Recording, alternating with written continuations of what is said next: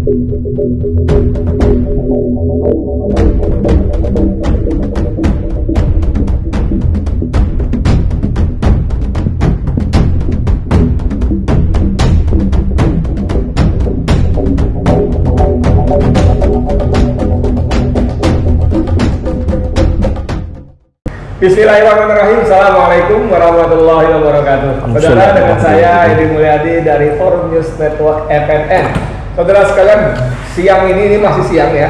Jam saya baru jam 10 lewat 4 jam. Ini saya punya tamu 2 orang sekaligus. Masya Allah, luar biasa. Ini rezeki besar buat saya. Yang ujung adalah Habib Idrus Al-Habsyi. Saya suka ngeledekin dia, ini pembesar, petinggi dan petinggi petinggi. Jadi kalau ada orang bilang beliau petinggi FPI, betul. Dulu waktu FPI masih ada ketua lembaga dakwah front LDF ya. Jadi memang saya tuh merasa tinggi gede, tapi begitu berdiri sama ada gitu. Ini berapa tuh? 191 Ustaz Edi. 191, saya 196 kalah 5 cm. Sebelah saya lagi Ustaz Haris Ubaidillah. Gimana kabarnya? Alhamdulillah sehat. Keduanya ini mantan peserta pondok pesantren yang baru kemarin Allah bebaskan ya 8 bulan dalam ya. Beliau adalah ketua panitia peringatan Maulid Nabi di Petamburan. Masih ingat? Ustaz Habib itu juga panitia juga, dan beliau bersama 5 yang lainnya ya. Iya. 5 yang lainnya masuk ke dalam, dan kemarin beberapa hari yang lalu alhamdulillah dengan izin Allah bebaskan. Kita sambut waktu itu ya. Bib, ya, kita ngobrol di dalam nih. Alhamdulillah. Aja. Di dalam ini ceritanya apa aja yang terjadi, yang dilakukan nih? Bismillahirrahmanirrahim. Assalamualaikum warahmatullahi wabarakatuh. Kepada pemirsa FNN dimanapun berada, yang insya Allah kita mendapatkan keberkahan dari Allah Subhanahu Wa Taala. Jadi Ustadz Edi, saya dan kawan-kawan berlima, saya Ustadz Haris Ubaidillah, Habib Ali bin Alwi Alatas, Ustadz Mama dan Kiai Sobri. Alhamdulillah atas izin Allah kita sudah keluar, sudah bertemu dengan matahari lagi selama selama 8 bulan. Masya Allah. Selama 8 bulan kita nggak melihat matahari, tapi begitu kita keluar kita melihat matahari yang menyambut kita, yang penuh dengan semangat untuk terus menyemangatkan kita dakwah kepada Allah Subhanahu Wa Taala. Orang-orang yang ikhlas membantu kita di dalam baik moral maupun material dan sebagainya. Dan juga doanya kami pertama-tama mengucapkan terima kasih Ustadz Edi atas doanya dan supportnya, dan juga wabil khusus kita doakan guru kita 2 orang masih ada di Baris Krim, imam besar kita Habib Rizik Syihab beserta menantunya Habib Hanif Al-Attas, yang insya Allah mudah-mudahan dalam kasasi ini Allah menangkan. Amin. Allah mudahkan, amin ya rabbal alamin. Ya, pengalaman di dalam Ustadz Edi, kita kebetulan berempat di blok Krimum, Tribunal Umum ya? Tribunal Umum. Saya, Ustadz Haris, Habib Ali Alatas, sama Ustadz Maman. Maman Suryadi, mantan Panglima Laskar FPI. Mantan Panglima. Adapun Habib Rizik, Ustadz Sobri dan Habib Hanif itu di blok narkoba. Kita berdakwah di blok Krimum. Alhamdulillah berdakwah dengan penuh, mereka para tahanan gembira dengan kehadiran kita. Kita mengajarkan mereka dari yang nggak bisa baca Iqra sampai bisa baca Iqra, sampai bisa baca Al-Quran. Kita ajarkan ilmu tauhid, tafsir, dan mereka alhamdulillah tahadusan binikmah, mereka terheran-heran. Nih FPI kayak begini nggak salah nih. yang masuk katanya sangar bagaimana, tapi alhamdulillah itu cuman opini publik, tapi akhirnya Allah Subhanahu Wa Taala mengantarkan kebenaran di telinga-telinga mereka. Jadi opini, kalau Habib itu tadi bilang opini publik, saya lulusan publik itu opini yang dibentuk. Betul. Yang dibentuk oleh musuh-musuh kita, musuh-musuh Islam, terus musuh-musuh FPI yang memang benci supaya FPI itu di mata masyarakat tuh jahat, anarkis, kasar, galak, apalah gitu ya. Betul. Gimana Ustaz? Ada cerita sambungan dikit dari Habib tadi? Ya, alhamdulillah Pak Haji, sebetulnya ini masuknya kita ke dalam penjara ini, orang mengatakan ini adalah resiko dari perjuangan. Oke. Tapi kalau menurut Al-Fakir ternyata bukan cuma sekedar resiko perjuangan, tapi ini adalah bagian dari perjuangan. Masya Allah, Masya Allah. Karena saya melihat waktu awal pertama kali kita masuk, memang sempat ada rasa was-was, kita takut.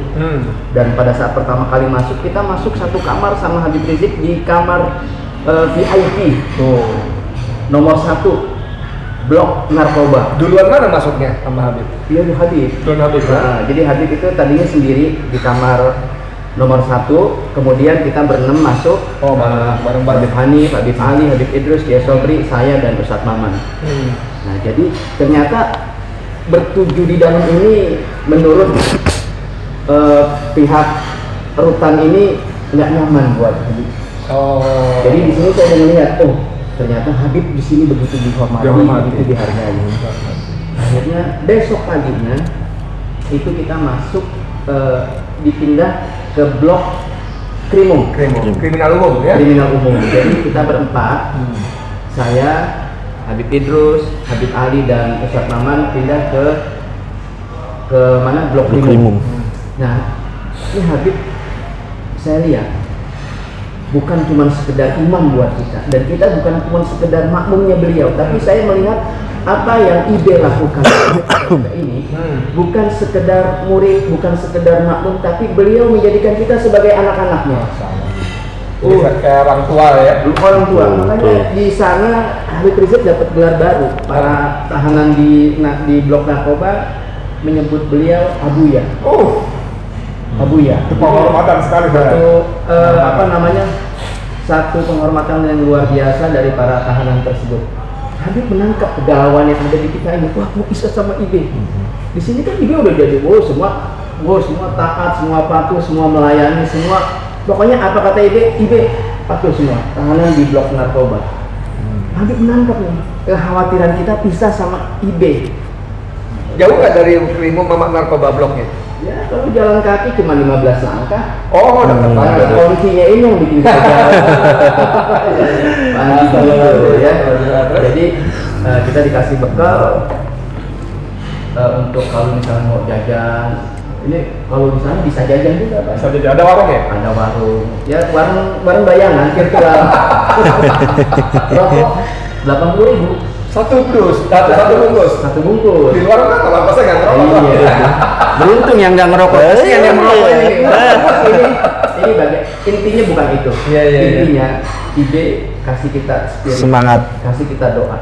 Iya. Allahumma ja'alni radiyan bi qada'i. Ya Allah, jadikan hamba ini ridho dengan keputusanmu, dengan ketetapanmu.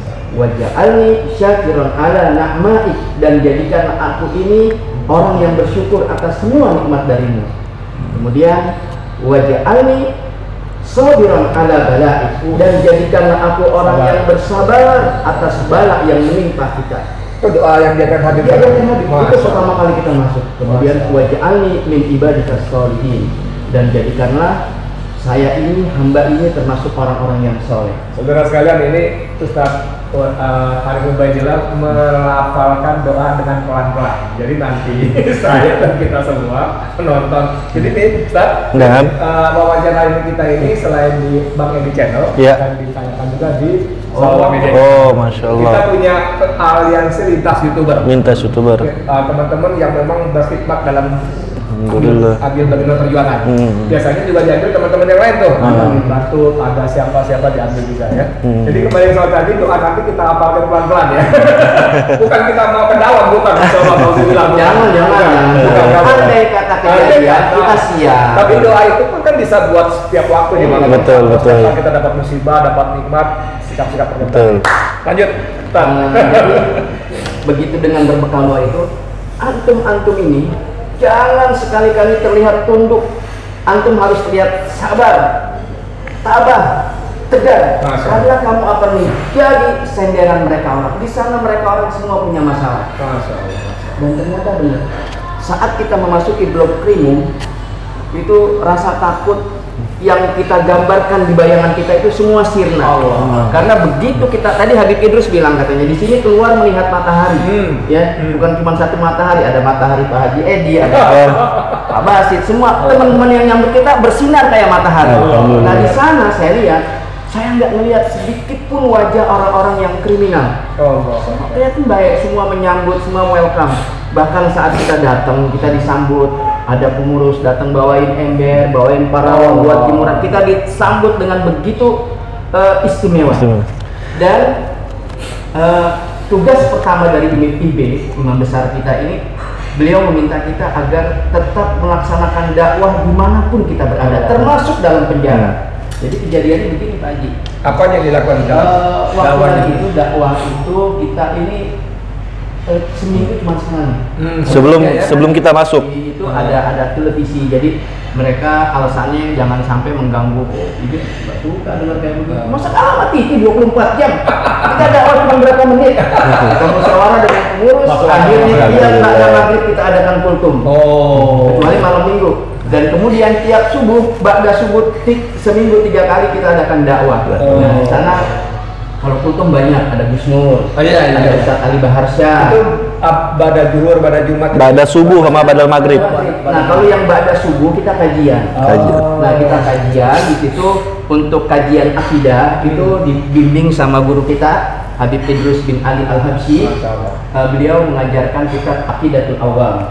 Nah, kemudian untuk kajian fikih, syariat, tata cara ibadah itu disampaikan oleh guru kita juga Habib Raihan yang Hayya 'alal Jihad. Nah, beliau membawakan kitab Safinah dan saya membawa Saqafah Islamiyah. Jadi pengetahuan Islam tentang Islam. Nah, pada saat pengajian itu berjalan, Pak Anton nyolek saya, Ustaz. Anton Permana. Anton Permana juga suka ngasih materi cinta tanah air, cinta negara, Pancasila, semua. Wah, pokoknya satu harmoni yang indah di dalam itu luar biasa. Jadi dia bilang katanya, Ustaz, antum ini sayang kalau materi-materi antum ini dibiarkan begitu aja. Catat. Saya catat Pak Anton. Antum bukuin. Saya coba. Atau ani yang mau nulis kata Pak Anton begitu nggak cukup ani. Jadi saya catat. Nah doa yang tadi saya sampaikan itu saya tulis di judul bawahnya itu. Saya bikin buku judulnya Catatan Menuju Jalan Pulang. Di bawahnya, Ya Allah, jadikan kami ridho dengan ketetapan-Mu, jadikan kami hamba yang bersyukur atas semua nikmat dari-Mu, dan jadikan kami orang-orang yang sabar atas semua musibah yang menimpa kami, dan jadikanlah kami termasuk orang-orang yang saleh. Jadi Ustadz Edi ada pengalaman sedikit Ustadz. Ada umpamakan gini, awal pertama kali kita masuk penjara. Ini sebagaimana kalau orang begitu mati masuk alam barzah. Orang begitu masuk alam barzah tergantung amal perbuatannya di dunia. Faman ya'mal mithqala dzarratin khairan yara wa may ya'mal mithqala dzarratin syarran yara. Mungkin di dalam Allah akan balas kebaikan sekecil apapun, dan perbuatan jahat juga ada balasannya. Orang akan mendapatkan nikmat barzah ketika dia di dunia baik. Begitu juga mendapatkan yaitu siksa kubur ketika dia banyak dosa. Nah, kita masuk penjara itu seperti itu. Pikiran kita baru pertama penjara bagaimana begitu.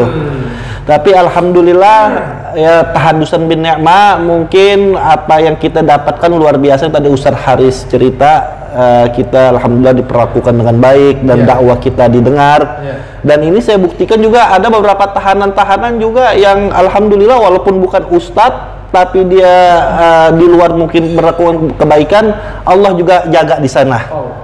Ini baru masalah di dunia, ini pelajaran buat kita Ustadz Edi. Saudara sekalian, ada dua hal yang saya mau garis bawahi dari cerita Ustaz Haris dan Habib Idrus tadi. Pertama, bahwa beliau tadi cerita bagaimana perlakuan yang indah, dari sesama tahanan, dari sipir segala macam terhadap beliau-beliau ini. Dan saya mohon maaf kalau saya simpulkan ini adalah bagian dari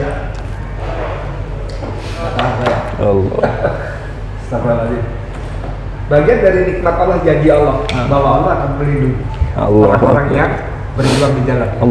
Dan perjuangan Allah itu ditunjukkan adalah bentuk sikap baik. Allah berikan orang-orang di dalam itu berbuat baik kepada beliau-beliau ini kan atas Allah yang gerakkan hatinya.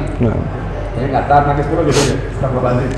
Allah yang gerakan hatinya kan itu kan. Nah. Allah buktikan itu. Dan yang kedua tadi bahwa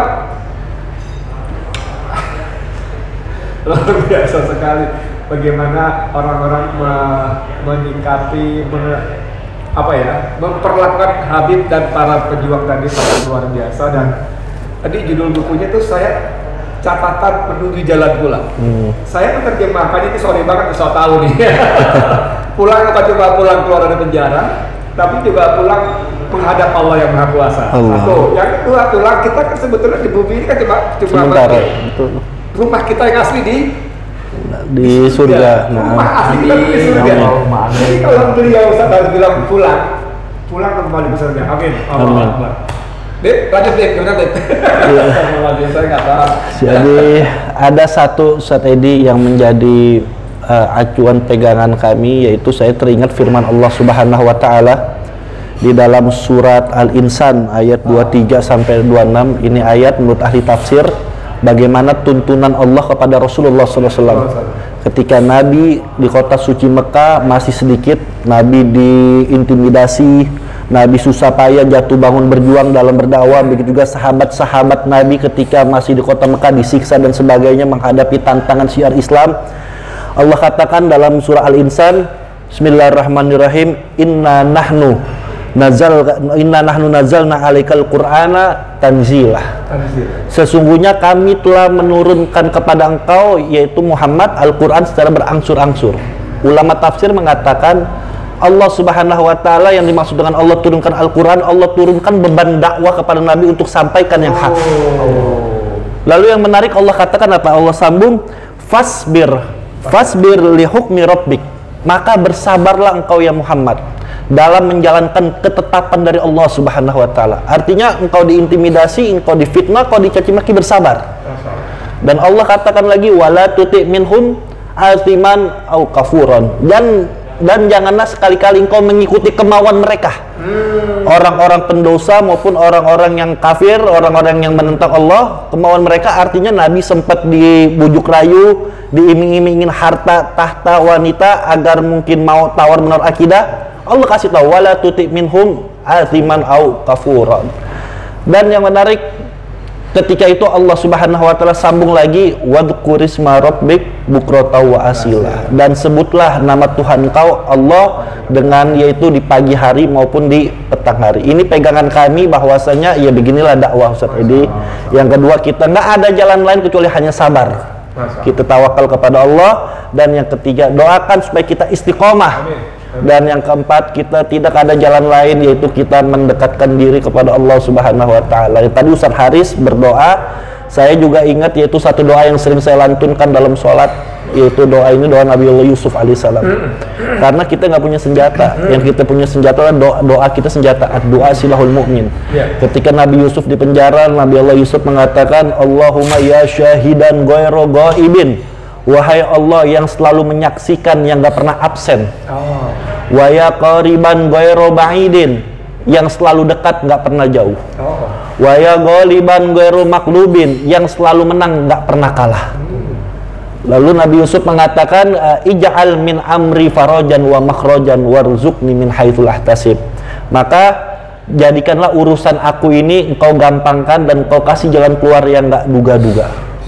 Ini saat ini pengalamannya. Masalah ini terlampau bagus menurut saya ya, materi yang kita bicarakan dari dua pejuang kita ini.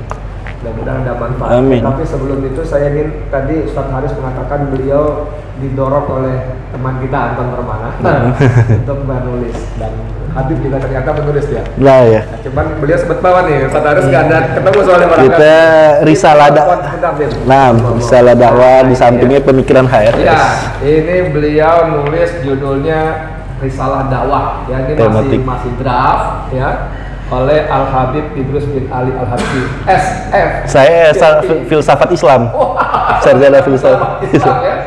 Tadi sebelum kita wawancara, beliau mengatakan ini buku rencananya akan diterbitkan, tapi masih menunggu kata pengantar sambutan dari Imam Besar Habib Rizik Syihab ya. Insyaallah. Saya kira ini materi-materi bagus dan bisa menjadi penambah referensi kita dalam berdakwah. Ustadz, sebagai penutup, barangkali saya ingin mendengar apa yang Ustadz Haris dan Habib akan lakukan setelah keluar dari penjara ini. Ustadz duluan. Terkait apa yang kita akan lakukan setelah keluar dari penjara, yang pertama kali saya ingin mengucapkan syukur, terima kasih kepada semua sahabat-sahabat yang sudah memperhatikan kita, yang membantu kita, yang menolong kita. Dan saya minta maaf belum sempat besuk sampai pulang. Untuk mendoakan ya, jadi itu bentuk doa. Bahkan saya sudah dapat cerita di satu majelis sampai hafal nama saya, nama Habib Idrus. Masya Allah, Masya Allah. Karena sering didoakan terus. Jadi ini tadi yang disampaikan oleh Habib Idrus ini, kita latihan jadi orang mati. Allah. Jadi siapa yang memperhatikan kita, siapa yang mengurus kita, Allah, cuma Allah yang bisa balas. Itu kita mau terima kasih. Dan satu lagi juga yang nggak boleh saya lupakan, saya mesti terima kasih sama aparat kepolisian di sana. Karena dengan mereka itu kita bisa melaksanakan aktivitas. Tidak dihalang-halangi. Persulit. Bahkan dari 15 murid kita yang belajar Iqra itu 8 sudah bisa baca Al-Quran. Bahkan ada satu orang tua umur 60 tahun lebih belajar Quran itu dalam tempo 3 hari bisa baca Al-Quran. Dari nol ya? Jadi tiap habis satu waktu baca 1 jilid, terus beliau pernah bisa baca tapi dulu sampai lupa. Jadi kebayang-bayang 3 hari dengan semangat yang luar biasa mereka itu bisa baca Al-Quran. Akhirnya dengan mencontoh dari sahabat-sahabat kita yang di penjara tersebut, saya merasa punya spirit baru. Makanya di sana masjidnya dikasih nama Ruhul Jadid. Ruhul Jadid. Dia Pak Anton yang kasih nama. Masya Allah. Anton, kita belum ketemu. Tenang aja Pak Anton, satu saat kita akan ketemu. Jadi kita aturin di sana. Kalau kita apa yang mau kita lakukan, saya akan mencontoh spirit yang mereka lakukan. Jadi kalau ngelihat orang menangis, berdoa, memohon ampun kepada Allah, lihat di sana. Doanya macam-macam, itu sengak tengguk tangis itu saya lihat jam 2, jam 3 penuh masjid. Itu yang anak muda berdoa begini. Saya baru lihat doa begini. Jadi ini, ya Allah, ternyata memang tangisan orang yang bertobat itu jauh lebih menyentuh daripada orang-orang yang bangga dengan ilmunya ya, amalnya. Makanya kemarin ngaji sama Habib Idrus. Jadi andai kata ibadahmu itu mewariskan kesombongan, enggak baik. Tapi kalau andai kata maksiat yang kita lakukan mewariskan ketobatan kita, permohonan ampun, itu jauh lebih baik daripada kita sombong karena ibadah-ibadah kita. Jadi saya kedepannya saya akan menerapkan apa yang saya dapat dari teman-teman yang sudah di penjara dalam hal-hal yang positif. Dalam konteks perjuangan, apakah Ustadz akan bergabung dengan FPI Reward? FPI baru? Kalau saya pribadi, saya samitna wa atokna kepada imam kita. Jadi, Habib ya? Habib Rizik ya? Habib Rizik. Jadi ada perintah khusus dari HRS setelah keluar mau ngapain? Suruh ngapain? Perintah khusus nggak ada. Jadi yang jelas saya bisa menangkap semangat yang beliau sampaikan, bahwasanya dimanapun kita berada kita harus tetap berdakwah.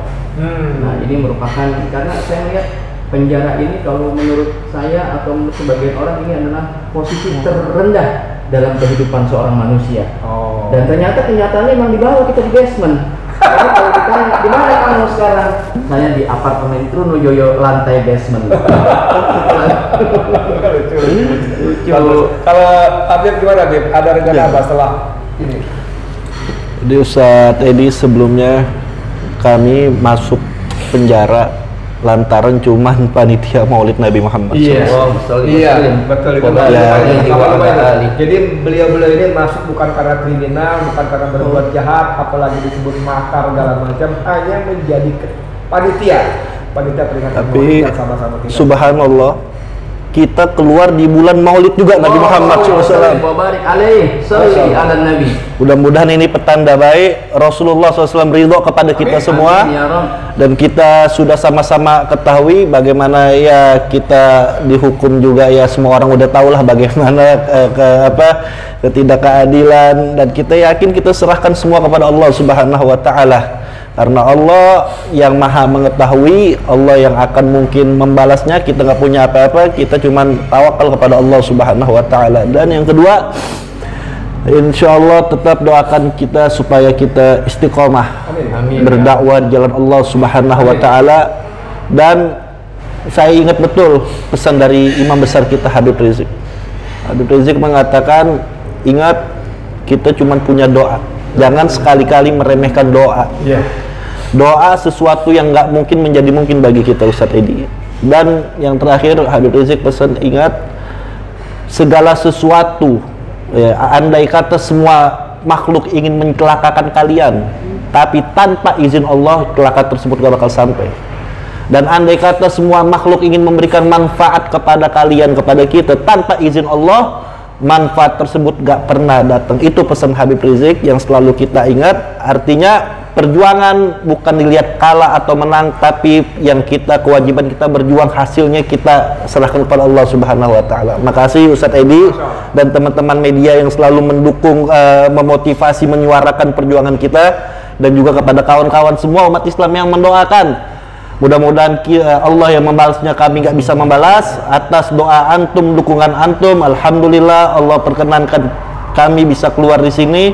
Dan mudah-mudahan doakan kami tetap istiqomah. Allah. Saudara sekalian, saya sebetulnya pengen ngobrol panjang banget, tapi Ustadz Haris kandung ada janji ini pun kayak udah telat. Tadi janjinya saya pulang duluan ya. Saya paham, tapi saya pura-pura. Udah sebentar aja. Dan memang waktu juga kita dibatasi, tapi sesuatu yang luar biasa tadi, pesan-pesan, terutama pesan terakhir yang diikuti oleh Habib Idrus tadi, bahwa Imam Besar Habib Rizik Syihab mengatakan, walaupun seluruh makhluk ingin mencelakakan kamu, tapi kalau Allah tidak menghendaki, maka tidak terjadi. Ini bisa menjadi pegangan kita semua dalam berjuang. Dalam berjuang. Jadi saya termasuk yang ingin betul-betul meyakini, ini firman Allah. Setelah saya baca begitu, bahwa apapun kelakuan kita dalam perjuangan gitu ya, tentu resiko-resiko ada, resiko ada. Tapi sekali lagi, kalau Allah belum mengizinkan, maka tidak akan terjadi. Tapi kalaupun itu terjadi atas izin Allah juga, maka tadi ada sabar, ada istiqomah, lain-lainnya. Masya Allah, saudara, nggak bisa bisnis, tapi harus saya tutup. Demikian dari saya, Edi Mulyadi, untuk MNN. Assalamualaikum warahmatullahi wabarakatuh. Assalamualaikum warahmatullahi wabarakatuh. Aduh, semua